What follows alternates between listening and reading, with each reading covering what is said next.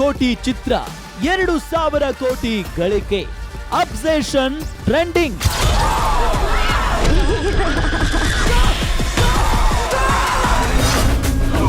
ಕನ್ನಡ ಟ್ಯಾಲೆಂಟ್ಸ್ಗೆ ನಾನಿ ವೇದಿಕೆ.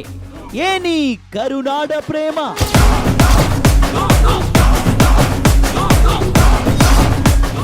ಸುದೀಪ್ ಪ್ರೀತಿ ಸಂಭಾವನೆ ಪಡೆಯದೆ ಬಣ್ಣ ಹಚ್ಚಿದ Daali.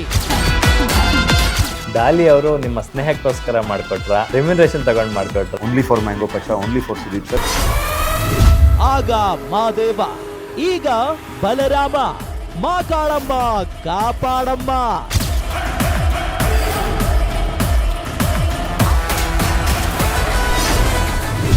Cinema obsession guarantee picture ವೀಕ್ಷಿಸಿ ಸಂಜೆ 7:30ಕ್ಕೆ.